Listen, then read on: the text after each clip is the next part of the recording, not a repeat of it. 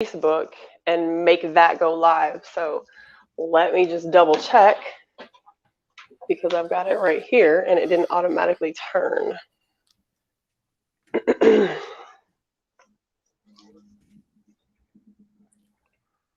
And of course, my Wi-Fi goes down because why would my Wi-Fi not go down right when we hit the live button? All right, so as usual at the beginning of every conversation, it seems, we're just checking our pages, making sure that everything is where it's supposed to be. It should be streaming right now in 3 different locations. One, it should be streaming on our YouTube page. We should be streaming live on our Freethinkers group page, and it should also be live on my homepage. Yes, it is. We are up, so we are live. Where can you find us? Freethinkers. Go to the Freethinkers page. It is pinned to the top of the group page. You go to, oh, wait a minute. It is pinned to the top.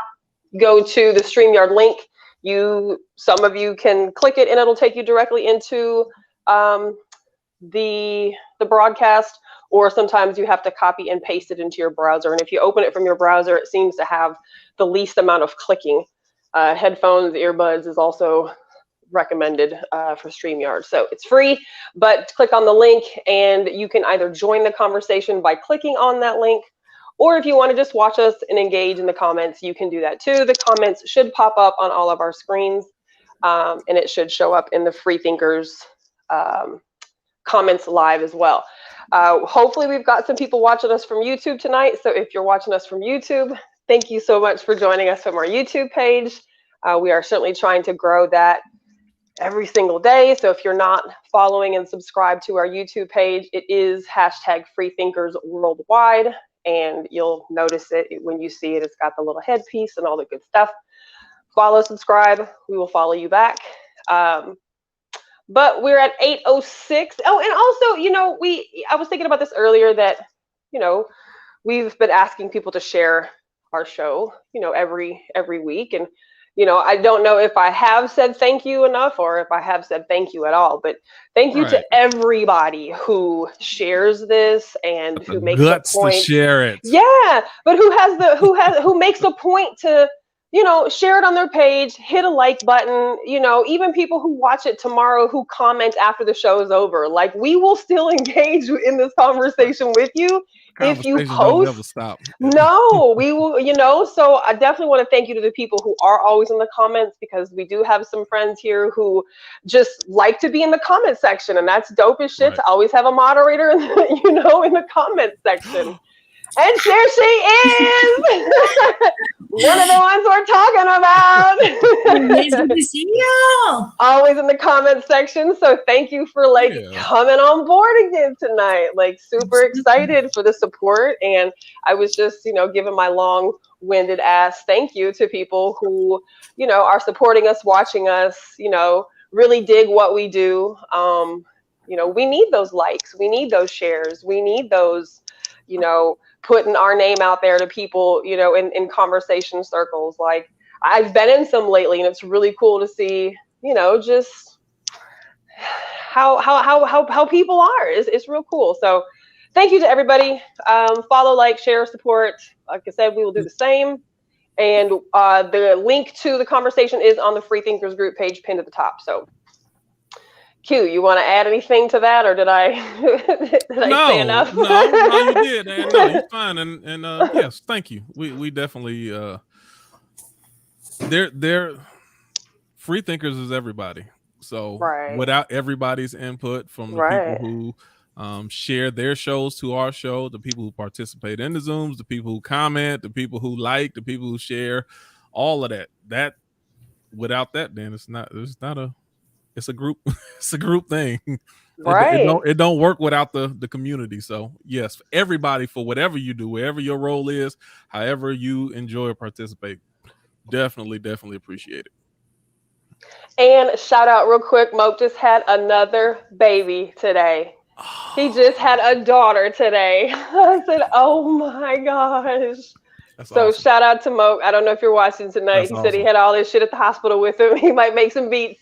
Congrats. But awesome. Congratulations on a new baby girl. So that's so exciting. That's awesome. Yeah. All right. So tonight we are gonna talk about Dave Chappelle, and just the things that have obviously been said over the last maybe 3 weeks since the show dropped. Um, because obviously, I mean, things are going to be said. And we had mentioned it very briefly at the end of last week's conversation. Everybody was like, nah, this is going to need more than like the last 7 minutes of the show. So I've watched it a couple times since then. I watched it twice before that show last week. So I already knew how I felt about it. And watching it a couple more times has only solidified why I feel the way that I feel. Q, you said you watched it. Jules, I'm assuming you watched it as well. Yeah. All right. So. Okay. Let me quarterback this. Let me quarterback this for a second. Let's go. Absolutely. Okay. I like the first. We were talking before we went on live. I think on the other show that you were on yesterday. You said the question. Standing room only. Shout out. Standing room only. Standing room only. Shout out. Can we share that to the page also? Yeah, it is. It's on the Freethinkers page. Yeah, great conversation piece last night. Yeah, for sure. Absolutely. So was Netflix right or wrong for supporting Dave Chappelle? I think everybody knows that the LGBT community, or at least certain aspects or certain parts of it, wanted to get the show, get it removed from Netflix, and Netflix said no. Now I can have a cynical view easily and say they paid them too much damn money for them to turn around and take it off. Why would they do that? But besides the point, well, that might not be besides the point. My question is, were they right or wrong for supporting it and leaving it on there? I've answered this question already once in the last 24 hours, so I'm gonna let Jules answer it first, and then we'll come back to me. Yeah, they were right for letting it stay. I think that anybody that's out there who is calling for it to be removed, that's a good possibility that those people either haven't watched it or they went into it with a prejudiced mindset, expecting something because of his history, because of his past. And I've seen and read articles about it since it came out, and they were talking about when he gets people coming up to him, random in the street, whatever, and he's like, well, what did I do that offended you so bad? And they go back to things that were misquoted from decades ago. And so they already have a burr up their butt about him and what he might be representing and what they're concerned that it might be. And so I think to not allow him that space. And if you watched it, I know I'm not part of that community, but he really, he spoke truth, and he did it with consideration and honesty. And I didn't see at any point where he was being degrading towards or malicious towards any group. He was just speaking the freaking truth. And, our society needs that comedic genius. That's what we're missing now. What do you think, Q? Oh, you actually want to know what I think? I do. I mean, what do you think? And what do you think about what Jules said?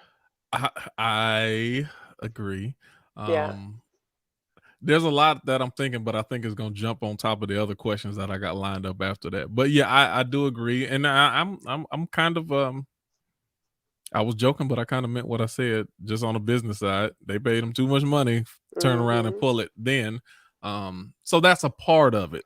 But it's rather risky right now to almost turn your back on the LGBT community. And I don't think that him supporting Dave is turning his back, but that's how it's perceived for some people. Now you got me prompting a question now. I like what you just said, because this is my thought process.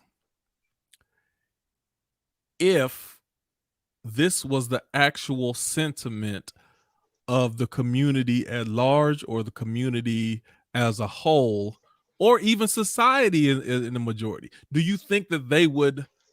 I think that they wouldn't keep it on there if this was the real mindset and thoughts of the majority of people who say that they're offended. But I'm compelled to believe that the vast majority of everybody in society, along with the LGBT community, are not offended the way that they're trying to portray it. So that's another reason why they're not going to take it off. Is this really how if that's actually how everybody felt, I think it'd be a different conversation. Right. What do you think? Well, does that mean it requires X number of people to do the right thing? But again, that would be grading. That would be grading whether or not you think that, him supporting Dave still, supporting keeping it on Netflix was, the right move to make. Because if you think that him supporting Dave was not the right move to make, then it's easy to be like, no, fuck that. I think that it absolutely was a big deal for a white executive of a television fucking network to support a controversial, depending on who you ask, Black comedian who has, in one form or fashion, talked about every damn body. And, the LGBTQ issue is a very sensitive, hot topic. And it gets all the attention and everybody has different feelings about all things related to LGBTQ. Nikki, okay, that's the difference of them. I was gonna say, why does so for him to be like, okay, well, to my employees who are trans who are wanting to walk out, well, that's your choice. Like, somebody got fired. One of the people who was supposed to be putting together this walkout got fired from their job. So there are trans people who are speaking out saying we don't like this, and he's like, well, but that's a you problem, not a me problem. That's a you problem, not a, like you said, the majority versus not majority. You problem versus a not us problem. So we're going to keep this on there. Or did they really think that they could I got another nanny boo you to Dave Chappelle? I got another thought about that because people, I ain't saying just the LGBTQ. I'm saying everybody gets away with it now. What? Being offended, saying that they're offended. Being offended. Okay, saying they're offended. Working at its highest right now. Mm-hmm. And I know you hate cancel culture. There's certain trigger words, especially if you're talking about there's hot buttons and there's certain groups you can't talk about, or it's like, oh, it's easy. We can get them canceled easy. So now this is the first public Hollywood pushback that we've seen in a little while. Is it is it the only one we've ever seen? No, not ever. Can you think of another one? Recently, they've been getting a lot of W's. They get I don't want to say they get everything, but the last line. They've been getting a lot of W's lately. The last line in that whole stand-up was fucking apropos to everything. When he was like, "I am not fucking punching down. Like, quit punching down on my people." Like that. God. So for people to say cancel him and he's homophobic and transphobic and all these horrible things, I was like, what? So I thought it was definitely a big deal for the white executive to stand behind him. So hold on, let's fully interrogate. Because to me, that's a big issue too. This is the next part of the question before we go further into it. Does the LGBTQ have a valid gripe against Dave Chappelle? Is their gripe valid? Sure, you're entitled to feel however you want to feel. Oh no, I ain't saying. Yes, that. You are. So if they you feel, taking the PC answer. But if somebody feels offended or if somebody feels like their feelings were hurt because of what was said, we can't tell them that they aren't. No, we ain't got to agree with it. But I can't tell you how you feel. I can tell you that. But that don't make it right if I feel the way I feel. I mean, emotions just are, and they. So okay, my dad said that growing up. Feelings just are. They're not right or wrong. They just are what they are. But my thing is, did you actually watch it? Did they actually watch it? Are they actually offended by it, or is it a movement that has taken on a larger issue than what he actually said? Because if they watched it, there were a few things in there that I was like, ooh, all right, he went there. But overall, I mean, this man said he was going to. He said, I'm not even. He said, just wait. He said, we're not done. He talked about somebody he called friend. And but to your point, Q, should they have been offended? No, but we don't feel like maybe somebody else feels, right? So I don't think what he said in there was accusatory. No, and it doesn't mean that I have to cancel something because you were offended by it. That's my thing. Where did we lose our freedom of speech? Where did we? There's nothing in the Constitution about freedom of speech that says anything about can't offend people. You can't incite violence. Watch it, Julie. Watch what I'm about to tell you. We, the people, are giving our freedom away every freaking day. Hello. Yes. Every time. And see, that was one of my other questions. Like, even that's why Netflix was smart for not pulling it. Because if you do pull it, then what's next? I've never had a Netflix account in my name. I got it to watch that show. I paid my bill. I hadn't paid my bill in months. I was like, let me go ahead and pay my bill. I've been on this person's account. I've been on that person's account. I paid for it just to watch that show because I knew that Dave was going to be talking about some things that just needed to be spoken on. And, I don't belong to most of the groups that he talked about. But I do know that we couldn't have a movie like Blazing Saddles, History of the World, those great Mel Brooks movies that came out in the 70s and early 80s that took a comedic stance to point out the ills of society. And now those things brought about change because it put it in the face of the people that needed to see it in a way that they could laugh at it and then think on it and ruminate about it. And it brought about change in a soft, gentle way. There's always been a court jester. The king has always had a court jester to point out the ills of society. And the good ones didn't lose their heads because they learned how to do it in a way that the king sat back and thought about it after the fact. And hopefully it did some good for the peasants. I feel very much the same thing is necessary in today's society with all the rights that we're giving up, with all the freedoms of speech you can't say boo-hoo anything without somebody screaming about it and wanting to cancel you now. And it's heartbreaking. So that's something else. I'm gonna get to that in a second.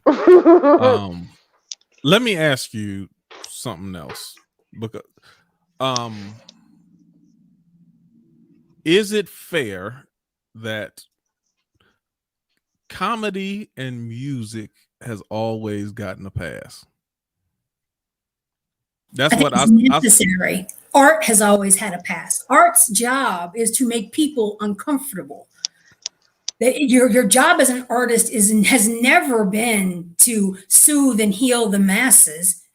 It is to make people think. It is an expression, and it tends to be, when it's good art, an expression of what's happening in society at that time. Not only that, though, comedy or music or even art for that matter, any type of art, was never designed to be all inclusive. It's always designed for, it's almost like a Jesus principle. And what I mean by that, Jesus, when he would have parables and do certain things, he would always say, he who hath an ear, let him hear. Meaning, what I'm telling you, it ain't for everybody. If your ears or your frequency tuned into it, then it's for the person that gets it. So it can't be for everybody. Jules, what you saying, Jules? Oh, Jules stepping away. My answer to that question was gonna be, if you don't like it, turn the page. Turn the channel. If you don't like it, don't look. That anymore. So that was my answer to the question. Is it made for everybody? Not. It ain't gotta be made for everybody. Because if you don't like it, you have the option of changing the fucking channel. That's the downside of social media. You have the media option of continuing to scroll if you don't like what I have on my page. It doesn't have to be made for everybody. And that's what's wrong. And not only that, let me go a little bit further. You have a certain portion of people that search to be offended. Yes, so right. I believe that. I believe that. That goes back to what the whistleblower was saying. Social media, Facebook, they are conditioning people to look for division. Yes. Yeah. To look for the things that now you develop an appetite because that's what they feed you all the time. Right. And we talked about that a couple weeks ago. Mm-hmm. Them continuing to show you certain things, based on, and of course, if they're trying to create division, then why not, continue to feed you imagery and, things of the sort. Yeah. And years ago, Facebook was busted with messing with algorithms and affecting people's moods just to see the social, what they could do. And they made people suicidal because they only showed them things that were depressing, and they played with those things. So we know they can tweak the algorithms, and it's programming, just like television is called programming. All of the you have a program director at any radio station, any television station. There's intention behind it. Let me. What jokes? Any jokes? Anything that he said? What was out of bounds? If there was anything, any jokes that he said? Nothing. The only one nothing. They were all his truths or whatever. Like none. To me, the only thing I kind of cringed at was when he was talking about somebody in the audience or whatever, and saying that the way she looks, she didn't have to worry about getting raped anyway. However he worded that exactly. Like, to me, that was like, women of all ages experience rape, of everything. And I know it was a funny ha-ha. Well, but I didn't think it was a woman in the audience. I thought it was, it was the big woman in the overalls. He said the big, you ain't got to worry about it. Yeah. So, to me, but, right. I mean, If you're a heckle comedian, you're going to get what you get. Well, but that can easily go back to what you just said about people who are looking to be offended, or what Q just said, people who are looking to be offended, because most men who have a salacious rapist appetite, certainly have something about a woman that they do go for, and that's part of their fucking disease, why they can't turn it off, is they see what they like and they just fucking go. Most men generally aren't attracted to a male looking farmer, right? So what he said completely fucking foul and left field? No, but it wasn't nice. If it is, then, but that's the thing, though. If just because it doesn't fit your palate, so then if that's out of bounds, then everything. He made a joke about getting molested by a preacher, and he liked it. Like, he liked it. I know when he said that, I was like, oh my God. But who is one person to conceptualize how another person may handle their fucking sexual assault trauma, right? Let one thing slide, or then I get mad. Oh, he talking about the church and he talking about preach. It's like you get mad when it comes down your aisle, and that's what he calls a brittle spirit. That's the genius of people like Dave Chappelle, though. He is an equal opportunity insulter. He does not group or class that he doesn't mess with. Right. He will point out the injustices and iniquities, the societal. He'll point out all of that in any arena against any group. There is no stopgap there. There's no, that's off limits. And that's what we need. Like, that's what society, if he was just straight on this path and this is the only group he ever talked bad about, then I would say, okay, well, he's got some serious freaking issues, and then I might take it. That's all he talks about, type shit. Honestly, he did it in a different way. Honestly, he kind of saved comedy a little bit, starting with his last one, Sticks and Stones. He deliberately tried to offend everybody he could, just to You think deliberately, though? Oh, yeah, Sticks and Stones, he absolutely did. Okay. He made it a point because he's like, I have to push back even harder because cancel culture is tearing apart my art. Yes. And tearing away the freedom that comedians have to be able to express themselves. He'd go back and watch Sticks and Stones. He purposefully did that. And he went hard at everybody on purpose. Mm-hmm.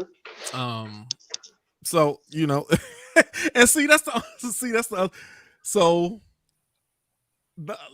like the other joke, that was the what he talk about, space Jews. That was space Jews. Which, I mean, come on, he's a Hollywood freaking celebrity, so for him to be dogging the power structure where his he didn't say anything wrong. That's more dangerous. That was more dangerous. Very dangerous. Yes, it was. Yeah, it was. But I think he also was like, well, fuck you, though, because look what happened to Nick Cannon. He's like, y'all not finna, y'all not finna do me. Y'all not finna do me. Like, at the end of the day, when he said, I'm the motherfucker who left the money on the bus, $50 million.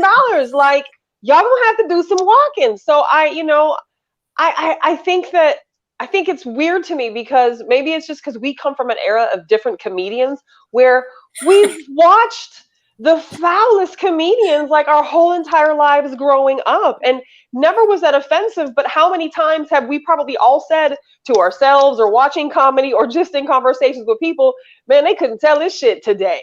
They, they wouldn't get away with this today. And it's like, so back to your question of does music and comedy get a pass?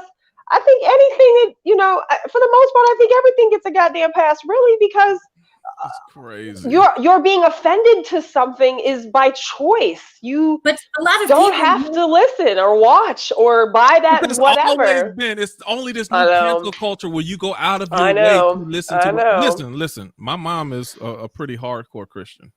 Mm-hmm. You know why she don't get offended by Dave Chappelle? She don't watch it. Right. She don't watch any of that stuff. So it's like you don't have the opportunity to get offended by stuff when I already know that ain't my cup of tea. Well, like there was a comedian on the show last night that I was on, and she was like, I'm part of the LGBTQ community. And she goes, I'm not offended by what was said. And that doesn't mean that all people should not be offended because one person doesn't feel offended. Like, I'm not saying that, but goes kind of back to what. Sorry, say what you just said again.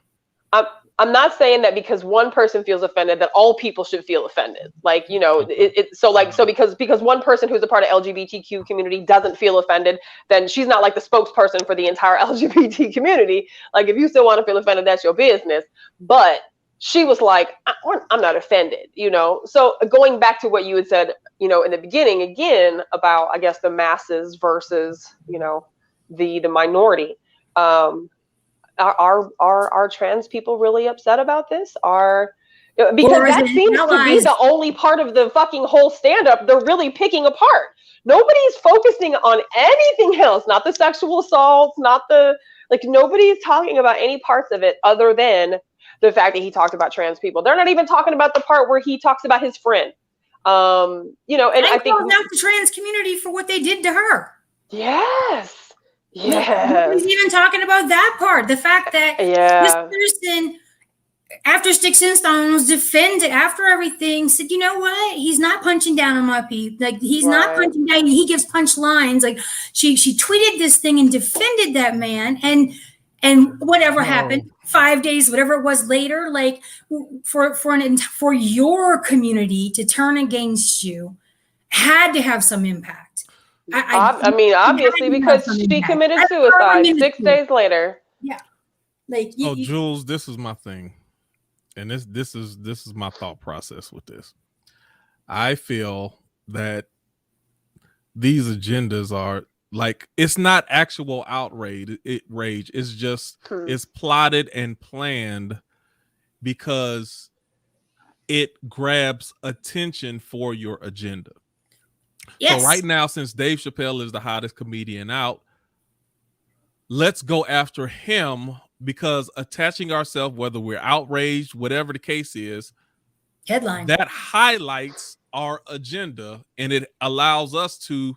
It's a different form. It's bandwagon riding, but you're jumping on a wagon that you're not welcome on. But it's still you're still getting on a vehicle and you're moving your agenda forward by jumping on somebody else's coattails. And I see this all the time. So think about it. Okay. Listen, hey, if the baby was some if he wasn't one of the top rappers in the industry right now, would they really have come after him like that? It's just it promotes the agenda and what you can do, canceling his shows and getting him kicked out of ACL and all these other. It carries weight and it grabs more attention. And I really believe that before they ever saw that stand-up show, they was already planning to do this because it's going to help push that agenda. That's why I have a problem with that. I gotta write that down so we can come back to it.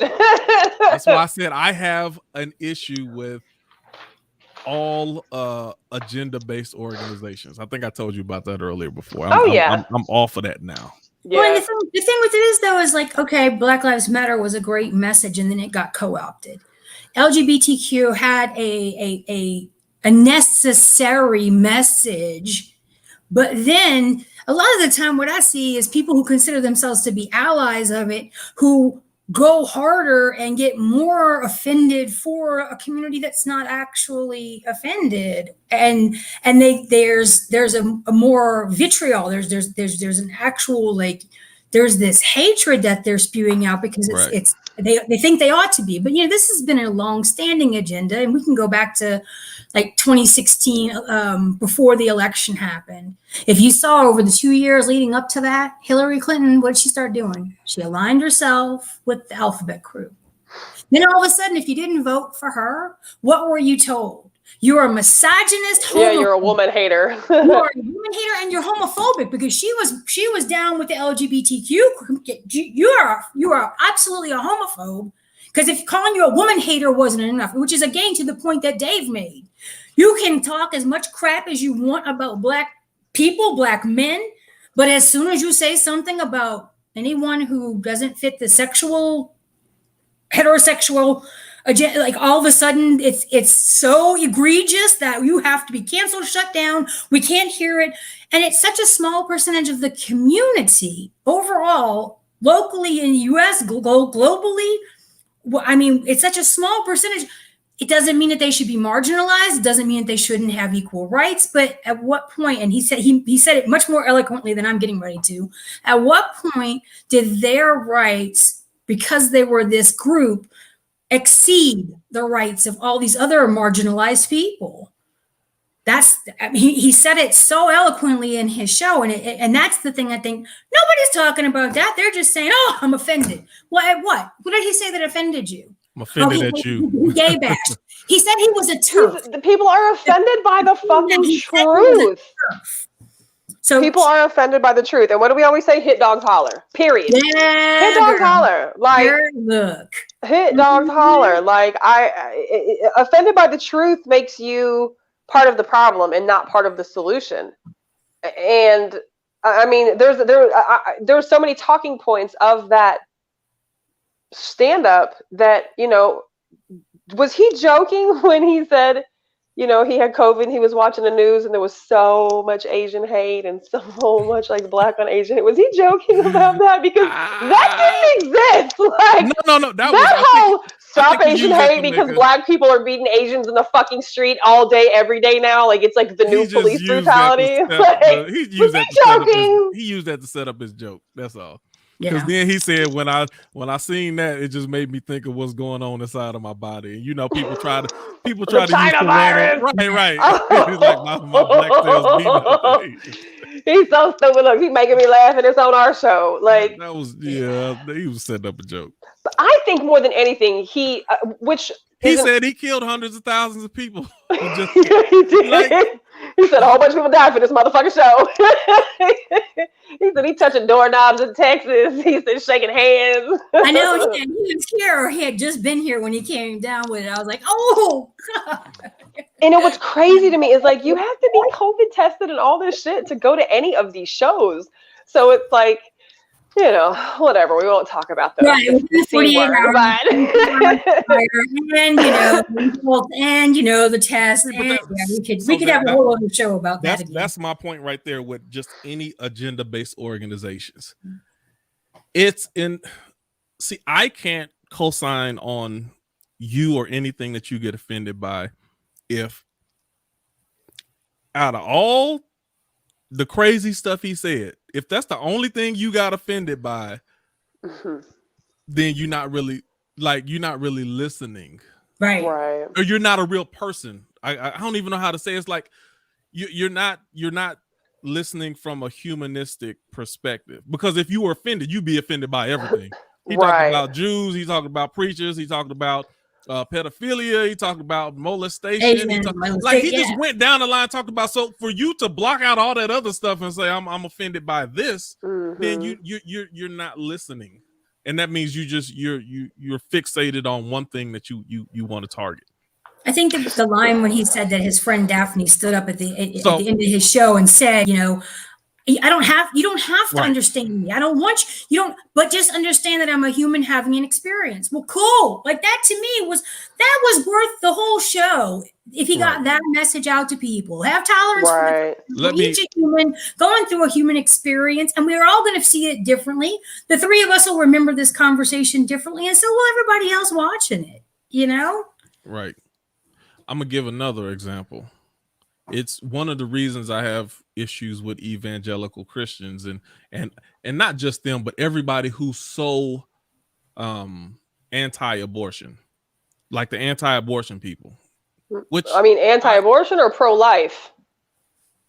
I mean, because that's essentially the same thing, right? Well, yeah, when you say pro-life, but the reason I say it like that, and it's a reason I say it like that. Mm-hmm. Because I'm looking for your difference. If you're really pro-life, you wouldn't just care about the women who get abortions. What about the children in the orphanages, and what about the welfare of children and education and schooling and all? There's so many things that should be under the umbrella of pro-life, but when you only focus on one thing, it's just telling me you really don't care the way that you trying to tell me you pro-life, but you really not pro-life the way you say you are. No, like you are oppressing someone's body. Yeah. And I can't rock with anybody who will push their agenda so hard and neglect human decency in the process. Even I don't care if it's Black Lives Matter.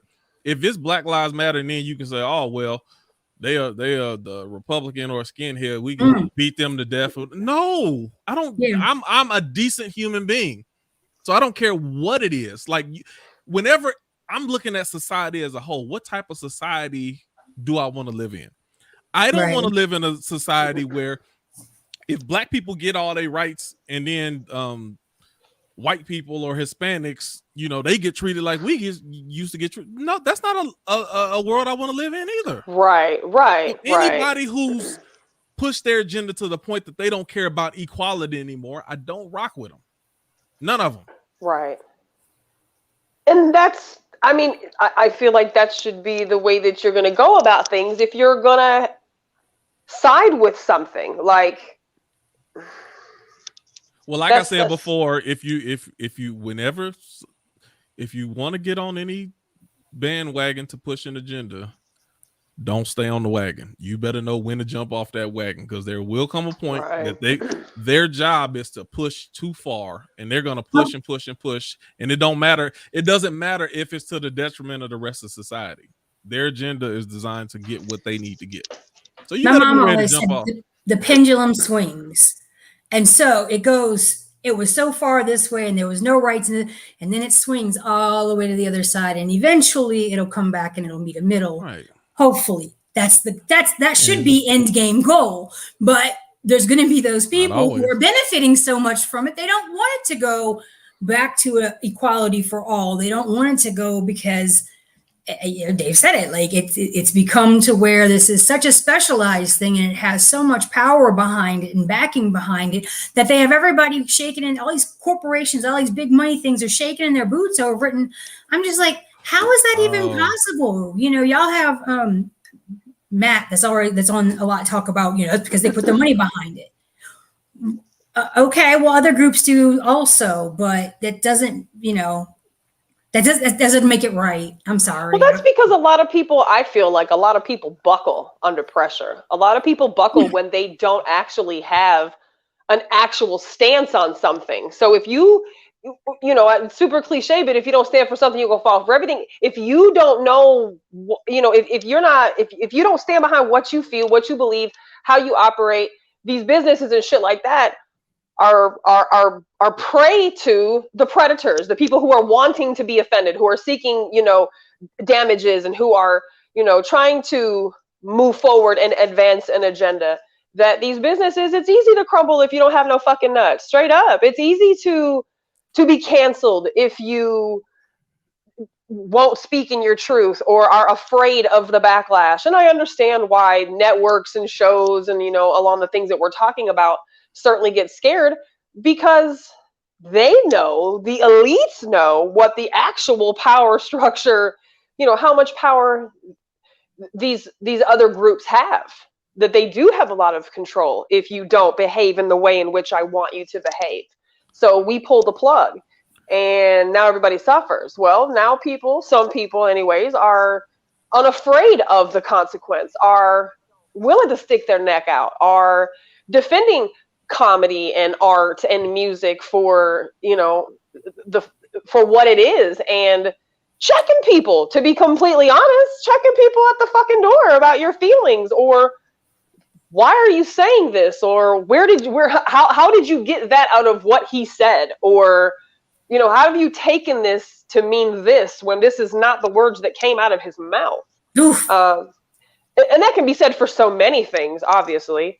But I don't know. I just have a real problem with that. So I think that's the biggest thing, is people don't have principle. People don't have nuts. People don't have.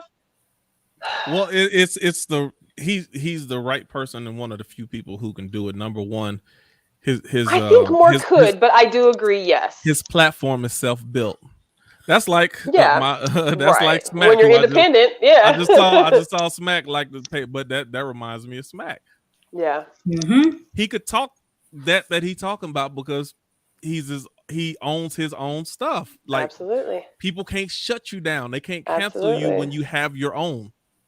But honestly, y'all, I haven't joined y'all for a live yet. I made a way tonight because I knew this was going to be a very taboo subject to talk about.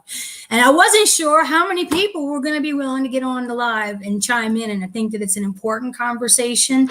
And I hold no ill will or hatred toward any group or any people for whatever, I'm from New Orleans, baby. Let your freak flag fly long as you ain't hurting nobody. I don't care about that. Right. That is not part of my DNA, not part of my makeup.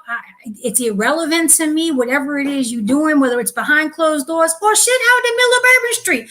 As long as it's not impacting, kids I have a little issue with, you don't bring children out to certain areas, outside of that, like, and I feel like the message that was gotten across, if you actually watched with an open heart, that's the biggest thing. People needed to actually watch it with a clean slate, with an open heart, instead of with a preconceived agenda, if they even bothered to watch it at all, And I'm sorry, I'm going to say real quick before anybody says anything else. If you didn't watch the stand-up, stop commenting on something you didn't watch. How can you say, why would you tell somebody that? Because it needs to be said. Because this is our platform, damn it. And yes, they can shut us down, but this is our shit. We can say what we want to. So I'm going to say it because it needs to be said, because too often, like in the last week, I've seen people who have commented about how great they thought the comedy show was.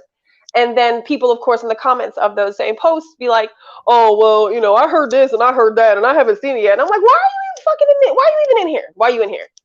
You didn't watch it. That's like me serving you some food and asking you how it tasted and you didn't even fucking take a bite. Oh yeah, it looks really good.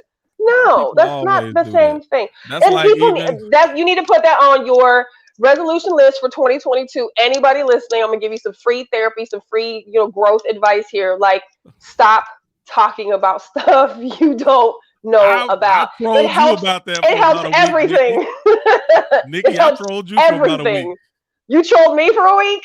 Yeah, when you start talking about Kirk Franklin that time, I'm like, you ain't listening to none of his music. You don't know what. But I'll listen enough before I comment, though. I may not know a whole lot, but I'll listen enough before I comment. I do not talk about shit I have not done some research on. Your comments directed toward him were like, it was off base. Like, for him, as a parent, as a father, I feel how he spoke to him was inappropriate. I'm never going to not think that. No, but and then for him to be who he is in the light in which he wants the world to hold him in, yes, I do have a problem with that too. But past that, we're fucking humans. I've cussed my kids out. I've cussed my kids out. You talked about him using his pulpit to pimp and gain money and all that. Like, absolutely. I mean, isn't that what that becomes when you become like a celebrity? Like, you didn't listen musician, to like Nikki, I'm about to say, you talking about ain't that what it is? Ain't that what it is? I'm just saying, I don't know. I mean, that don't mean I think he's a pimp or he pimping people like for real. But I think that anytime you get notoriety of that size, whether you're a gospel artist or not, there's going to be some pimp action going on somewhere in your operation, because that's just how you get to those levels and keep those levels maintained. Whether you pimping people in the church or you pimping people on the street, like, and that can be that word can be transferred into a prettier word called use and manipulate. If you use or you manipulate, to your benefit, I just called it pimping because that's just what I called it. No, this is what I think. I think if you actually listen to the majority of his music, you wouldn't have used that same type of language. That's what I think. And I can't say you're wrong because I certainly haven't not listened to a majority of his music, so I can't say that. But I came a little late, so we concluded it was a good special. And listen, I'll say it was a good special. Say whatever you want. We got plenty of time. If you like Dave Chappelle, like that's one thing, right? Because I mean, he's super crude. I mean, he says some of the office things. I mean, ever. You just be like, what part of your butthole did that come out of? But if you're okay with that, then there's nothing else wrong with the special. I thought it was funny. It's like, it wasn't like one of his funniest specials or anything. Like, I definitely think he's had like funnier shows. Like, it wasn't even like real funny to me. It ain't even about funny for Dave Chappelle with me. I don't think that one was supposed to be funny, you know? Yeah. He says funny stuff, but he's really just being interesting. He does punchlines. I'm a big Dave Chappelle fan. I love Dave Chappelle. I love his specials. And they're always not just funny. They're always interesting. The way he puts the jokes together, the way it comes back around, it's always interesting. This one was interesting as well. I just didn't think it was one of his funnier shows, or even which one you think is his funniest? Which one would you say is his funniest? Gosh. So his first show just has a special place in my heart. But Sticks and Stones, the one in San Francisco, or you mean the first one on Netflix? No. The four OJs. The before the OJ one, the one with the baby on the corner. Oh yeah, that's when he was in San Francisco, right? That one is funny. Just masterful. It's so funny. But funny. The OJ one is the second most funny to me. That was like really, really funny too. I love Dave Chappelle, but like this wasn't like that funny to me, or even and the crazy thing, it don't have to even be funny. He had some things he had to say that he wanted to get off his chest, and he did it. And if you got to the end and you really listened, you're like, oh, that makes sense. Like, what's even smarter, he said, I'm not talking about it no more. Like he literally and figuratively dropped the mic on it.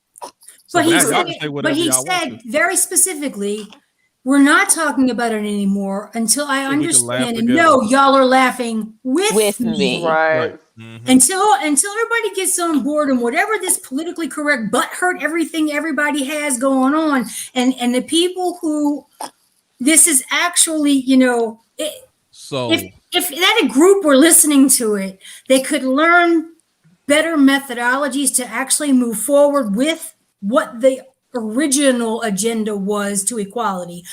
It was pointing out part of the reason why they have a problem with allyship is because they co-opted and it became this monster of a thing, and the people who are and were willing to be allies to this couldn't do it anymore. No, but Jules, this is the super genius part about what he did.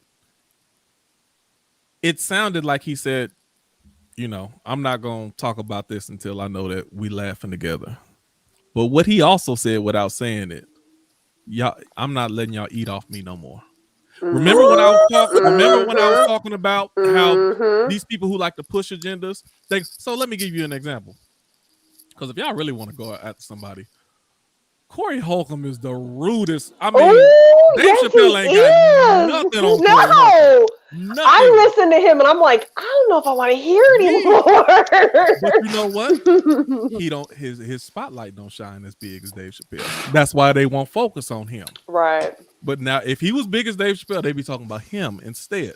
So anyway, what Dave Chappelle was just saying, I'm not letting y'all eat off of me no more. And he put it out there on purpose. Like, I'm not talking about it no more until we get to a certain place. And now, the next time a special coming up, we already know he's not talking about it. So now it's like you can't even be fake outraged anymore because you just don't have his coattails to ride off of anymore. That was the super genius part. Right. Now you gotta go find somebody else to be outraged about. And I don't know if y'all already talked about this. I mean, he said dead in the special, if you've really been listening to me, my problem is with white people. Right? Mm-hmm. And that's what I was like y'all are making something up that I'm not saying. If you're not really listening, if you don't realize my problem is with white people. Right. Yep. And I see so many people taking such offense and so pissed off about it and everything. And I'm like, did you not hear that part? Because if anything, I should be offended, but I thought it was freaking hilarious. Like, everything he spoke was true. It was real. It was genuine. It was things that needed to be said. I mean, I know the type of white people he was talking about. But like, you know, okay, that's the reality. Ivory, you 100% right. He said it. Like, that's who I'm. That's who it is aimed at. And if you don't get that, what the hell have you been hearing? If you don't get that, you want to be offended. I think is what he's saying. Like, you are trying to make this something. Because even the joke he was telling about the person coming up to him in a restaurant, and then he said, "There's no way you would have called the police on me, right? If you identified as." A friend, a marginalized population, or there's no way we don't call the police on each other in that kind of way. And so stop saying we in this together. We're not in this together. You're white when it's convenient to be white. And then when it's convenient for you to be trans or convenient for you to be a part of the LGBTQ community, then you're that. And that's what needed to be said. That's what needed to be said. When he said, what did he say, Ivory? He said something to the effect of, you know, whenever the LGBT community chooses to be white again, then they choose to be white, you know, like all of a sudden, oh, okay, well, I'm white, now I'm white, you know, I'm not LGBT, I'm not, you know, now I'm white. I was like, that needs to be said. People need to hear him say that. Whether you like it or not is, again, irrelevant. A hit dog is going to holler. But I got a quick question. You can't pick and choose when you're going to be a part of the mission or not. Like, or when it's going to be more effective for you, or when you're going to benefit more from it, or, you know, I don't feel like you get to turn it on and turn it off. Black people can't turn it on and turn it off. You're black all day, every day. You know, so it's like you can't pick and choose when it's like what they call selective outrage, when people pick and choose what they're going to be mad about, or, you know, shit like that. That's what you were saying about. Something, Q. Yes. Side note question. Yes. If the LGBTQ community decides to add 2 more letters onto the end of it, are you gonna use all the letters, or you gonna use whatever letters they want to make? It ain't my thing. It's their thing. If they want to, I can say it. I can remember them. I can remember them. I say but it is Q. It's LGBTQIA, right? Right. Isn't that I can't remember the IA, so I ain't been. I think it's intersexed and asexual. I think it's intersexed and asexual. God, if I've said this wrong and anybody's listening, I'm so fucking sorry. You can correct me in the comments. Let me go and offend some people right now. Let me offend some people. Lord, Quinn. Are you really though? You know? Probably. Oh Lord. I am, but probably. What does intersex mean? That one I don't. I mean, one of them is like. I just don't know. I don't know. It's easier for you than me. Let's go through them with our limited knowledge. So the L is lesbian, gay, trans, bisexual. LGB, bisexual, T, transgender. The Q questioning. Questioning or queer. Questioning. Say queer. Queer, questioning. But I thought you're not supposed to fucking say queer anymore. See, so. I told somebody the Q was questioning, and they was arguing with me, Nikki. I think it is questioning. Hold on. I could have swore it was questioning. I really did. Yeah, me too. I think it's questioning. Hold on. Okay. And then I is intersex. So I now believe. That we went through them. So when people say intersex, it's like they don't want to say I like men and women, or I like a woman, or I like a man. I just like the person. Said I don't know what I am. I just don't want to get in this car. I fall in love with souls. That would be a person who probably doesn't identify people by male or female. Then they identify people as like that. They and them and she and we. And the intersex was like, I don't want to say I'm attracted to women or I'm attracted to men. I'm just attracted to people that I'm attracted to. The people that I'm attracted to. Hold on. Is that what you mean in the dictionary or whatever you're looking at it, man? Because I am so lost. I mean, like, technically, wouldn't all of those things... It makes no sense to me, though. Wouldn't all of those things be technically bisexual? I thought so, but no. See? No, it's not. I wish we had some like LGBTQIA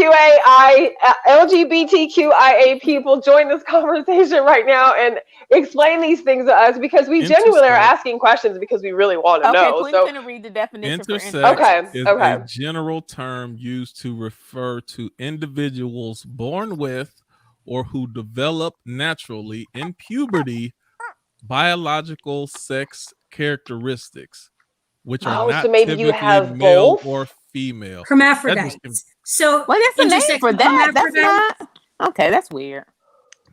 Why is it called intersex instead of hermaphrodites then? If they have both sexuals, isn't that hermaphrodite? Is hermaphrodite even like the proper word to use? Like either? It's a medical term, I thought. Is it? I don't know. Okay. It's a I wasn't sure. I thought that was the medical. I mean, like, as far as I always knew, that was. So they don't have male or female genitalia, or they have actually both parts, maybe, of some male and female genitalia. Is that the same thing? Am I totally fucking this up? Like, I really. Biological sex. I know what the asexual is, which are not typically male. There's no attraction to anybody, right? And there's different levels of being asexual. Like some asexual people are just like not interested in sex or male, female at all. So do you deserve a letter for being asexual? Yeah, because people because what happens is people try to label people who don't get with people, right? So it's like, oh, maybe they're gay and they're ashamed, or their family, so that's why they never got with anybody. Well, maybe they're asexual. I think it's good that they actually have a label, so they can just say, so people can stop asking them, so when you gonna get married? Or when you gonna, I'm asexual. That means I don't like people in a romantic way. I'm never getting married. So I'm never. The Q should go then. The Q is unnecessary. Is that what it was, Q? Was it questioning or queer? They don't even say. They only go to the really. The floor. I got to keep digging and hold on. Acronyms. Honestly, a lot of the time I just say the alphabet crew because everybody knows what the hell I'm talking about, and I don't leave out anything. I don't because I don't think it's. I don't really think it's nice. That sounds offensive, don't it? Just it does because you can choose to say. It's like for me, it's like the female versus woman thing. I don't like it. Like you can just like if your name is Quentin with a C, somebody might chop your fucking name up. It's not that hard to pronounce, but somebody might chop it up because it has a C versus a Q. Like you can say my name. Don't mess it up. Like you can say LGBTQ. It's not that hard. I do. But like when you say IA. Now, I feel like when people say alphabet crew. All the letters, but but you know what I'm talking about, damn it. Okay, hold on. Q is for queer. Okay, Q is queer. Okay. Queer is often used as an umbrella term. See, get rid of it. Umbrella term referring to anyone who is not straight and not cisgender. What's cisgender? Heterosexual. You're heterosexual. Okay. Like you're a male. You're a male born as a man. You're a female born as a woman. You're a woman born as a female. You're a man born as a male. Who's attracted to the opposite. Okay, so but they said cis is attracted to the opposite. I thought cis just identified what your what your birth origination. So why did they differentiate? They said anyone who is not straight and not cisgender. Like why would you? Because it's different between cisgender and being gay. So like cisgender just is. But it's not a difference between being cisgender and straight, then, though, right? No, because if I was born a male, but if I'm born a male and I transgender and if I'm born a male and I don't know what the fucking word I'm looking for is. If I'm born a male and I identify as a woman and I transition as a woman, I identify as a woman, that doesn't make me gay or straight per se. But if I'm a male born man and a female born woman, then you're cis, right? Like that's what I thought Okay, you're right. This is just the opposite. It says it's denoting or relating to a person whose sense of personal identity and gender corresponds with their birth sex. Yeah. Okay. So personality and gender. I was born with a vagina and a cis female. You're a cis woman. A cis woman, right? I just want to be a woman. It's offensive to me to have to be anything else. I just want to be a woman. And if they can be offended if I can't remember every single letter in the alphabet, then damn it, I get offended when I have to identify myself as cis instead of just being a woman. I'm going to be honest. There weren't so many other people out there offended that they can't be a woman. Then I wouldn't have to identify as anything other than what the fuck I was born as, and that's a woman. I'm with you on this, Jules. I don't want to have to say I'm cisgender. No, I refuse to. I absolutely positively refuse to. I am a woman, and that's all there is to it. Hold on, but at one point in time, you may need to differentiate. Hold on, someone got some feedback. Go ahead. You might have to because now. Do we use the term trans woman or we use term woman? Trans. I mean, technically a trans woman, yeah. Okay, but 10 years from now, if we refer to everyone as she, then you may need to differentiate. Especially if you're looking because they've elevated it to a point where I can't just be what I am because they've co-opted what the fuck I was born as. I have to change what I'm doing. Well, maybe. I can get offended too. When the time comes as a man, I may want to know the difference. Like if, hey, you ever think about having kids? And then you be like, look, after seeing what's going on with the old boy from Family Matters, I totally, I know y'all saw that over everything. And like when I saw the video on it the night before on Instagram, I was like, God, look at this, damn. And I was like, look at that jawline. Didn't know who the hell he was in a video shoot with. Didn't think nothing of it. Then the next day it come out that this is some big transgender star or model, whatever. And then all of a sudden she's claiming they're in a relationship. And are we saying he didn't know? Of course he knew. He knew, but he's saying there's not a relationship. And the model is saying that they've been in a relationship since February. And he's sitting at dinner with his mom saying that he's engaged to somebody else. And that it was just a photo shoot. And that's a friend of his. And he'll hang out with whatever all of it is. Again, I don't care if that's the way you go. If that's what you found love, if that's where you found attraction, if that's where you found love, cool. No. See, okay, so this we might transition, no pun intended, to this conversation. Now, this was a conversation that I was at, and it's funny because when this happened, Moke hit me up on he hit me up on Messenger. He's like, hey, this is what we was talking about. Go back to Moke and Friends when maybe a few months ago I talked to him. We had this conversation. Now, Jules, what I was telling him at the time is when you say, oh, if that's what you want, then just be that. I don't care. You don't care because you're not looking at Darius McCrary as a potential mate for you down the line. Now, the reason because he's been married 4 times and he beat his ex-wives. Outside of that, he could be. Okay, forget that. Say Eddie Winslow, fictional character who also is dating a trans woman. If he's dating or dated a trans woman, and 6 months from now, Eddie Winslow comes to you and say, hi, Jules, how you doing? And then y'all get to having dinner and talking and saying, hey, my last relationship, I was with a trans woman and, it just didn't work out. So I'm moving on. Are you still open to being in a relationship with him later on down the road after he's admitted that he was in a relationship with a trans woman? I see everybody shaking their head. No, which is why he is not going to admit if he was in a relationship, because now every potential woman that he can get is going to be shaking their head just like that, the same type of way. So this is my whole point, and this is go back to Moke and Friends. I've said this before.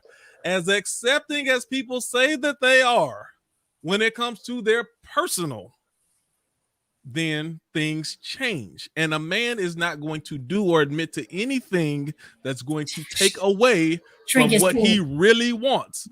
So he may not want a trans woman. He may really like women, But now that's hard for me to believe, and that's why I'm shaking my head. Exactly. I can't do it. Thank you. So now he's watched his ability to get that, which he's, and it lets you know that he does, because that's why if all he wanted was trans women or men, he would see because that same he wouldn't care. He'd be like, whatever. Thank you, Nikki. There's other there was a boxer who she dated also. And he was like, "Oh yeah, we dated for a while. Yeah, fun. She left me out. I wish she would have stayed." He didn't care because that's solely what he wanted. Mm-hmm. So that's why I say, as free as we say we are, it changes. But to me, it goes like when I was 19 years old, I was dating a guy that worked at a bar that was next door to the bar I was bartending at and everything, and we dated for several weeks, and we went out. We were having a great time. Oh, hold on. That's me. Holy crap. My computer reset. Sorry, that was me. Sorry, my computer reset and my volume came back. I apologize. But all of a sudden, like we went to dinner, a movie and everything. Matter of fact, we went and saw The Crow. Tell you how long ago it was. And we leave and we're getting ready to go out. And he's like, there's something I really like. Things are going great between us, but there's something I need to talk to you about. And he told me he was bi. And I stopped dead in my tracks. And I never told like any of our group of peers and friends. I didn't share his thing because he trusted me enough to tell me about that.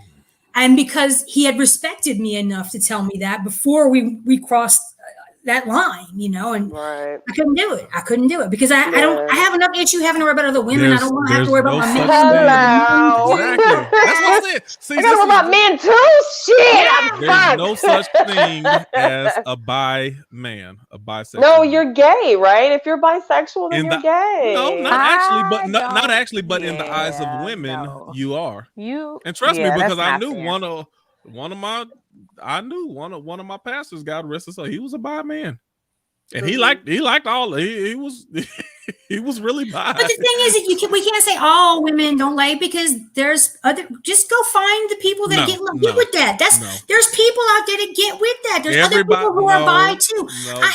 For sure. There are people who with that life. I have friends who are straight. Yeah, totally. I have all of those different things, and just go. So you gotta find people that's about that life. It just can't be. See, that's what I'm saying. Me and Ivory talk about this on a regular basis. They gotta be about that life. Shrinking your pool.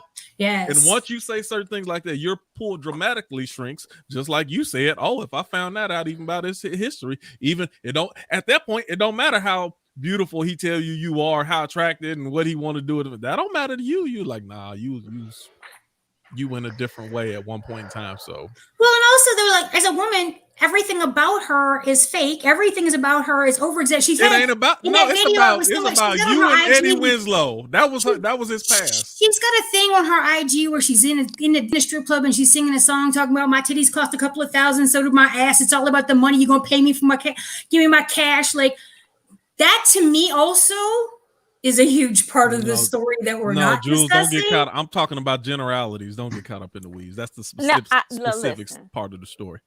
Let me say, who was it on the Breakfast Club? They have a transgender. Oh, they do. The older lady. Oh, she's funny too. And she had a great ass conversation with Boosie. Her and Boosie had a dope conversation when they talked about she a real one. His shit. Yeah, she That's was. what Dave Chappelle was talking about. The old school. He like what he calling them Stonewall gays. Yes. But so something good that glory hole gays.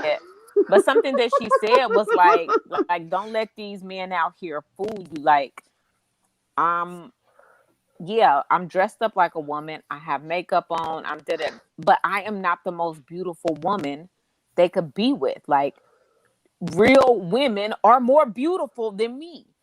So if you want to be with me, it's either you like this strong jaw or you want this penis. You want a woman packaged with a penis. That's what you want. That's what she said. And I'm like, yeah, duh. So like I said, there's no such thing as a bisexual male. That's what I'm saying. You can see, and I'm just pointing out a double standard. That's all. You're just gay then. So if you're a male that is bisexual, then you're just gay. I don't know. I don't agree with that. Of society. Even if you still sleep with women, or if you're attracted to women and men, y'all trying to complicate this. Y'all trying to complicate. But that's what bisexual is, where you're attracted to both. a woman can say she's bisexual and you know exactly what she means. If a man say he bisexual, they be like, oh, so you gay. Because to women who only want straight men, yes, in their eyes, I'm just gonna label you as gay. You may as well say. But you know what? Honestly, y'all, men should feel the same way. What do you mean? Speak on it. I mean, when a woman tells you she's bisexual, you shouldn't think the double standard. That's cute. I mean, I don't mean you shouldn't think it's cute, like if that's what you're accepting of, like to not be accepting of it. But I'm saying, but if you like women together, then you shouldn't have a problem with men being together. Like it should be the same grade. And I'm saying your future problems look just like a woman's future problems with a bisexual man. Is what I'm saying. Sure. So I would think, because I know plenty of dudes that got their heart broke that way by getting because they leave the long road with thinking, oh no, I'm giving this good dick, she ain't going nowhere, and then a woman come along. She won't leave me for a chick one day because she got that meat. She got that meat. But when women like women, a lot of times they go back to women. Yeah. Well, even and when if they say they're male bisexual, they still end up back with a woman. So I'm saying men should actually feel that same trepidation when a woman says she's bisexual as that we feel. If they wanted anything outside of purely sexual relationship, yes. That's different because even if a woman says she's gay, that don't. A man's still gonna try and hit it. But that don't totally shut the door for a man. Like if she say, I've been gay for the last 20 years, and now I've opened myself up to I know. I believe. No, I'm agreeing with you, Quinn, that it doesn't shut the door for y'all. I'm saying from situations I've seen, men should feel like we feel because they end up getting their feelings hurt when they like, it don't matter if she gay. I'm just listen. All I'm doing, I'm just pointing out the clear double standards. That's what I said. The double standard. I mean, they say that they don't. If it's a concern, men should have the same concern that a woman has about that. Is all I'm saying. Yeah. And at the same time, at so many of these meetings that I've been a part of, it don't matter. You love who you love. Love is love, whatever. Until it come to you and you find out about somebody's history, then all love ain't love. I don't care how I felt about you up until this point. On Dr. But we all got preferences, though. You know, I mean, that wasn't preference. You was feeling them, and you thought he might have been the one. But when he told you that piece of history, then everything changed. I think you just go automatically know. You know what I'm saying? If your radar reads well, I think there's just some key things that you gonna notice for women detecting it in men and men detecting it in women. I don't know. I think there's some key things that you can always that's find when out. You assume that a person is gay. See, like shit. Now you got to assume a lot of people are going both ways. Let me give you an example.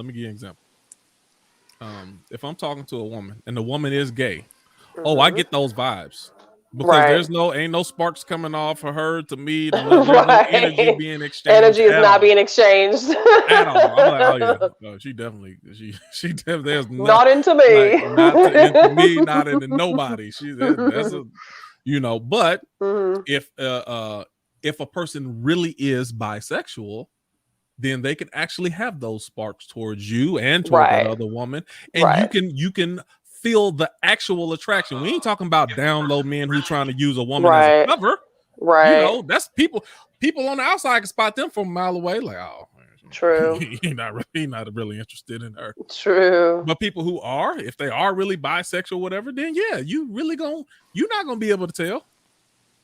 Oh, and sometimes they can seem really, I've learned people can be bisexual and seem really, really gay. I mean, really gay. And you like, whoa, what's going on here? Oh, you like chicks too. But like, I've had people who seem like the feminine person in a gay relationship. And I was working a job and I was actually somebody's boss and he was like the feminine person in what would seem like a male relationship. And he kept hugging me all the time. He was always hugging on me. And finally one day, it took me like a week or something. And I was like, get off me, little boy. You like boobies. And he was like, yeah, I do. He was using his gayness. What? Wow. He was using his gayness to get free meals. No. And it took me a while to be like, That's the double standard I'm talking about. That's you let him keep hugging you because he said he was gay. I wouldn't have let a regular dude like be hugging on me like that. Right. Like if you assist male. To be like, oh, you trying to fill on me. That's wow. That's harassment. But when I called him out, he was like, yeah, I like girls too. Most people don't know, but I do. I sleep with girls. Wow. That's why I don't live in this reality. That's a sneaky motherfucker right there. That's somebody who, I don't like that at all. Turn it on, turn it off type shit. There's glaring double standards everywhere, and people just close their eyes to it. I can tell. True. I've seen that many times. Like, why, why he always hugged, and they do extra stuff just because. I'm like, no, you just you curious. That's all. But So, in conclusion, were there any parts of Dave Chappelle that we did not like, or that he shouldn't have said, or that you thought was too much or too far in this particular stand-up? No. Yeah, me neither. Space Jews? I don't know. I don't know. Not really. That was funny. But I think, it's like and he used the same one on 2 different occasions. Yeah, he did. And that second time I laughed my ass off. I said, no, he didn't. It made me go back and watch a bunch of old Dave, though. And I had been starting watching the Chappelle show a couple months ago on Prime, I think, because it was one of the episode, one of the entire box collection basically that they have. And I went back and watched it, and I was like, man, this dude been hilarious, like from jump. Not that it was ever in question, but he's always been this way, And again, we come from Bernie Mac, and we come from Rev Fox, and we come from Richard Pryor, we come from the old Eddie Murphy, we come from Sam Kinison and Lenny Bruce and George Carlin and people who liked Howard Stern. I mean, there was so many, musicians or comedians. And then you think about, like, even you take it to like the Saturday Night Live level, like those same comedians were on Saturday Night Live back then, and they pushed and pushed and pushed and pushed and pushed. So I mean, I think what he said, everything needed to have been said. I think what he said, he found the right way to say it without sugarcoating anything. Oh, I got a question first. Making it be real and raw, but I guess, obviously it's all about how you receive it. Go ahead, Q. Do you think, because I have opinion about this already, do you think the last 2 to 3 specials where he was talking about LGBTQ and transgender, do you believe that was hurting their agenda, or do you think it was helping their agenda? It gave them. It probably helped them. I think it probably helped them. Yeah, it gave them attention. I was gonna say hurt. Well, but I feel like that most people kind of think like we think right now. And in terms of, I don't have a personal problem with your sexual orientation or how you identify or how you get down. I think there's more of us that feel like we don't have a problem with LGBTQ people. But how far do I have to participate in your identity?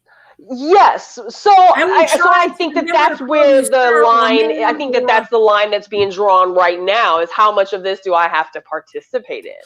So I think it's helped them. I absolutely think it helped. And I think what people don't realize is what, I don't know if you or Jules just said that, but what hurts you is when people stand off from you from afar and say, look, y'all do whatever y'all want to do, just you ain't got to include me in it, just be you, whatever, just don't push, don't try to push or infringe upon me. That actually doesn't help you. What helps you is what Dave Chappelle was doing, he kept throwing jokes, he was jabbing, but at the same time he was educating people. He went down the whole alphabet. He said, hey, this is what this people doing. Y'all don't understand. And you could tell he's educated about it. He was like, they all on the same bus, but they not all in it together. They all, got their own thing. And when you tell individual stories like he did about the woman at the bar and about his other friend, when you tell personal stories, you don't look at those people. You actually have a you share a personal experience to the point that you get people, you humanize and allow them to see them not as a transgender or bisexual or gay. You just look at them like, oh, they're people like I'm people. Right. They have stories like I have a story. Oh, I had a similar story to this. Oh yeah, I remember. So once you can have those, and that's the same thing. Black people get this all the time because they try to send a stereotype to us overall, and then you look at them, oh, what? Why? I'm not talking about you. You cool. I'm the same thing as the people you're talking about. The only difference is you have personal experience with me. You like me. So you see me different. And the truth is, if you had the same personal experience with other people as you do me, you wouldn't look at them as them. You look at them as us just the same way you look at anybody else. But you lack personal experience. So what he brought to the forefront, he was giving you personal experiences inside of a world that you're probably not a part of. And that's what I've been doing with a lot of Zooms and even some other people. I'm not naming names, but even when we do certain things with different poly relationships, like a lot of that stuff, I ain't know nothing about that stuff. And I might have looked at them like, and then, well, okay, you get to know people personally, go to parties with them, enjoy, just regular meeting, birthday, this and this and that. And it's like, oh, once it's normalized, like, oh yeah, you people just like I'm people, you got relational issues like I got relational issues, like all of that stuff, but you don't know it when you look at them as you looking at them from a distance. The disconnect that they are other and they are no longer human. And that, I think that was Ivory. You remember Lost? Yes. When they had the others. And they looked at them like they were some spooky, mysterious people, and turned out it was just some other people on the other side of the island. Yeah, the other part of it broke off a little bit. Exactly. I think that one of the things you said was really important too about the educational part of it, because he talked about, they've called, like he said, he broke down the term of being a feminist and what that means, and said, by that definition, I am absolutely a feminist. But then he went on to talk about a TERF.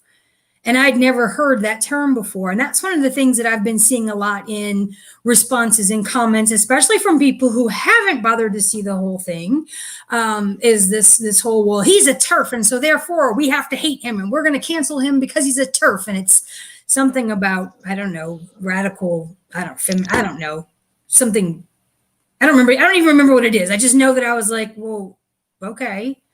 Why are we canceling him? Because, and he even jokingly said, oh, I'm transphobic. I'm homophobic, Yeah, he said that a couple times. A great big hug, and she was squeezing me for too long. And I'm like, well, hold on. You forgot I'm transphobic, Like, I think that there is also, as much as people want to be accepted for who they are and how they believe or who they love or any of these things that we're talking about, there also has to be some acceptance that there are other people in this world who don't fit that same moral code, or who don't feel the same way, or who, to them, they were raised in such a strong religious or a strong structured or whatever nature that, I can say, hey, okay, I'm all right with you. And, I wasn't raised up in church. I didn't get saved till 2010. I got baptized in 2000, at the end of 2010. But I'm gonna tell you, when I was in small groups in church, them people that was raised up in that church was the most judgmental group. You want to know what? I couldn't even believe. And when something had come up in church, and we talked about it in small groups on Monday night about the whole homosexuality, and I had a group of 12 people in my living room that I had just cooked for, and they all sat around, and out of them, 10 of the 12 sat there and started talking about, what a horrible sin and da-da-da. I said, well, hold up, wait a minute. If that's the case, that's their sin. What you worried about it for? Because I thought you wasn't supposed to judge. Like, I was raised that God is love and don't judge other people lest you be judged by the same measure. So you think it's perfectly fine for you to be judging who they choose to love? What's your problem with love? Like, I don't get it. So we have to also have, if we're expected to meet people where they are, as far as they're part of a marginalized group or whatever we want to say, then there has to also, as long as I'm not doing anything to actively harm them, there needs to be some meeting everybody else in the middle too. Agree. I would talk, but my child wants to cry. Oh no. I was going to say August. I was going to say the reason I said I think it didn't help their agenda. I think it helped them. I agree with everything you were saying. Their agenda right now is like reverence or something, though. Like their agenda is to be taken so freaking seriously that no one ever says anything about them, and they never have to feel threatened, and they never. So. And so in that way, I'm saying it didn't help their agenda, because their agenda has become like that we all will revere them. And so let me ask the last question, Ivory.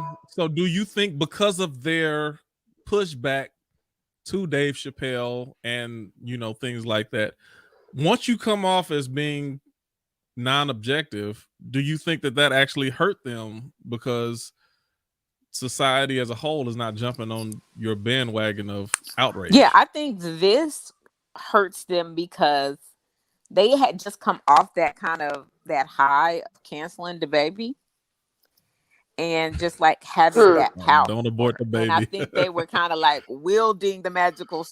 We have magical cancel power, And all groups get magical cancel power for a second, right? And then you run up against something and you find out your sword doesn't glow anymore. And they swung their sword and it didn't glow for Dave Chappelle. And then it's like, oh, your magical cancel power is over. So that hurts. George Floyd gave Black people a year of magical cancel power, and our cancel power is over right now too. Right, but what people don't also power over. But you also got to understand it's hard to cancel someone who is not intimidated by you. Like he said, number one, I already turned down $50 million. Number two, even Netflix, you don't make me, the people make me. So if y'all cancel me right now, I can go fill out a park or stadium. I have options. It's not like Kevin Hart, where they can literally shut Kevin Hart down. It ain't like the baby who's signed to a major label, and then once that label shuts you down, now they've your source of income doesn't come directly from you. It comes from a machine. Dave Chappelle, he's not relying on a machine.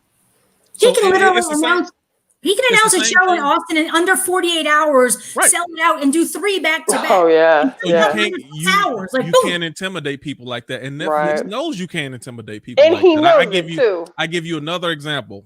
Y'all may not be aware. There's a show called Inside the NBA. That's the one with Ernie, Shaq, Kenny, Charles Barkley. What made that show really get popular? Oh, my little August. Why are you over there pinching that baby, Ivory?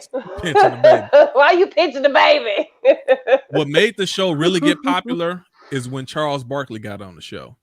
And the reason it became popular is because he was already a superstar Hall of Famer who made millions and millions and millions of dollars. So he was comfortable saying he could say whatever he wanted to. And he's like, well, you don't like it, just fire me. Like, but I'm not relying on his job, so I can be free to say what I want to because y'all can't control me. And that's what actually made the show. So now him and Shaq, these are people who have hundreds of millions of dollars. What are you gonna do? How you gonna threaten them? That's my life, dude. I just want to have enough money to have fuck you money. That's my life. Nobody, I ain't got to do nothing. Nobody else says. I don't have to do anybody else's time. That's what they got. Fuck you money. That's exactly what it is. That's exactly what it is. So that's the difference. All right, Nikki, we're done. It's 9:32. You can close out unless you got something else. For people who haven't watched it, go watch it and watch some of his other specials. I watched a tribute to him that was on the Mark Netflix. Yeah, I think that's what it was. And I was like hella fucking moved by that whole entire the whole entire show. Like just the way people. It was really good. It was. I watched it last night, and I mean, and I teared up quite a few times. I told, like, if you don't tear up during at least one comedy episode, like, was it even a comedy show? But I teared up quite a few times because just the way that people spoke about him, the way that, his truths empowered other, people in the entertainment world, to try to live more in their truths or, understand truths. I thought it was to hear people still today say, oh, well, I don't think he was all that good. Like, but he wasn't bad. Now, was it like his best? No, maybe not. Like, of course, that's subjective for each person's taste. But like, for people to just dog him out, and I'm like, I don't think you listen to what he's saying. So listen to the shows before you choose one way or another, whether he is being transphobic or he's just telling the truth. And check yourself if you feel some type of way about what he's saying, and ask yourself, why is this bothering me like this? What did he really say that was not truthful? You don't have to like the delivery, but what did he say that was not truthful? And he wasn't intentionally malicious. Let me ask this. He wasn't malicious. I would throw this in there. What did he say that is not in the spirit of what he said about every other race, gender, and like, you tell me somebody he didn't go that hard on. Who did he pick out? He didn't pick out nobody. He didn't pick on anybody. And as a real comedian, he's picked on everybody, And it isn't even picking on. He's just telling funny quirks about all the different walks of life that there are on this planet, and the shit that they do that sometimes is throwed and questionable, and whatever the case may be. But there was a few people on the show that I was on last night who thought that it was not a big deal that he's being supported by Netflix. And so it was just so interesting to hear other people's perspectives of how deep they really think about some of the things he talked about. And maybe that's our default setting is, free thinkers thinking deeper than surface level and really trying to figure out what did he actually say by what he said. But he said a lot that was very important. It wasn't offensive. You shouldn't feel offended. And I know I shouldn't tell you how you should or shouldn't feel, but not unless you've watched it. Right. Don't take offense because other people tell you to fucking take offense. That's my thing. Don't do it because other people told you have to. Yeah. If you watch it and there's something about it that really got to you, you know what? If it was so egregious that you can't sit through it a second time, okay, that's your feelings, that's your emotions on it. But if it wasn't, then you really need to be willing to, when it's something that has polarized people so extreme as this, if you're going to sit there and go into it with any kind of preconceived notions, I think that you really owe, before you go speaking out on it, you owe sitting and listening to it with ears that hear and eyes that see and an open, clean slate to say, I'm going to take it at face value and not at all of these other things that other people have fed into me about what it is or is not, because I don't know yet because I haven't seen it. Give the benefit of that and an honest watch and a realistic critique. A free thinker, this is what, don't worry. Well, it's the difference between the jokes and the message. Mm-hmm. There's you can hear, and not even just jokes. Like in his case, it's jokes, and then what was the actual message? Right. A lot of times, even when people are talking, whether you listen to talk shows, radios, this and this, people will say something, but you got to you need to pay attention to what's the message. See, there's people who say certain things, and it will come off different, or will come off as racist or insensitive when you hear the message behind what they're saying. Sure. So when you become mature, then you that's what you pay attention to. And sometimes people can say something, they don't word it exactly properly, or they kind of messed up what they said. But if you're paying attention to the message, you're not so offended by it.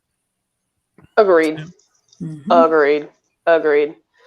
No, it was a good conversation, and I wanted to talk about it. I'm glad we talked about it. Next week, we don't have any, topics in particular at this moment, but there was something on there that we talked about at the beginning of the show, that if you wake up tomorrow and you're the only person left on Earth, like, what do you do? So I think that'd be an interesting thing to explore. And then I've got this huge checklist of just a bunch of random questions that I found online. Do you check yourself out? Do you think what? You check yourself out. What do you mean? If you're the last person on Earth? Mm-hmm. Would you check yourself? Would you check yourself out in terms of like you would kill yourself? Suicide. Or after a certain amount of time? How long will you stay in complete isolation before you say, "What am I doing here?" What? That's Yeah. just a side thought. God, I'd love to talk about that next week. So, for anybody that is listening and watching, or listens later and wants to join that conversation tomorrow or next Tuesday, what would you do if you woke up and you were the only person on Earth? What would you do? What do you do? What's the first thing you do? So, let's talk about that next week, and then who knows what happens in the news between now and next Tuesday, and what other thoughts come to mind. But join us next week. Same time, same place. We'll go live at 8:05.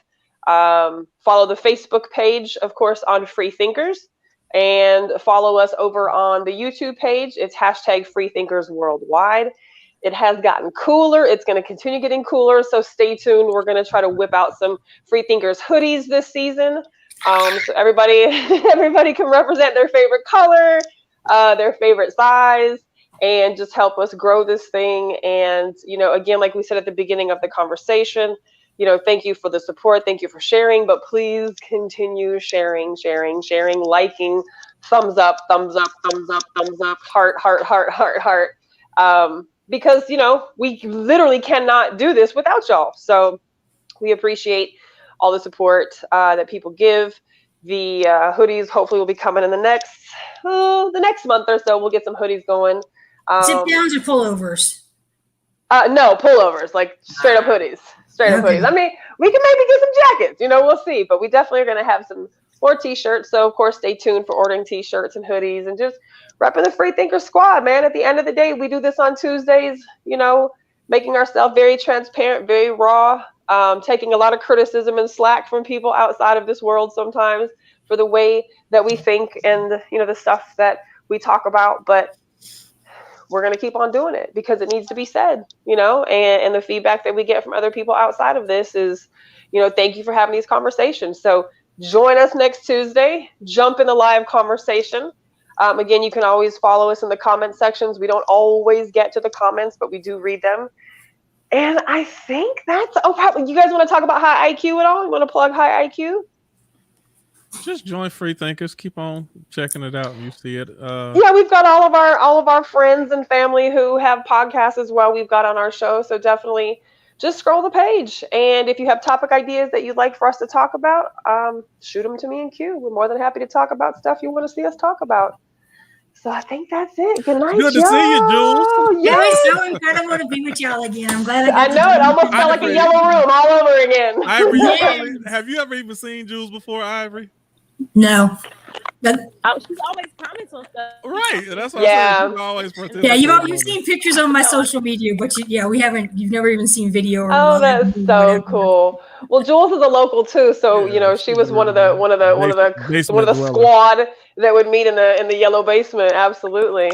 I started going to I started in the concept a decade ago. Oh, hell yeah, and then for sure. I was there. Yeah. I think I was there before you, Jules. You were. Okay. Damn. Yeah, you were there. Long time. Good night, y'all. Love y'all. Thanks.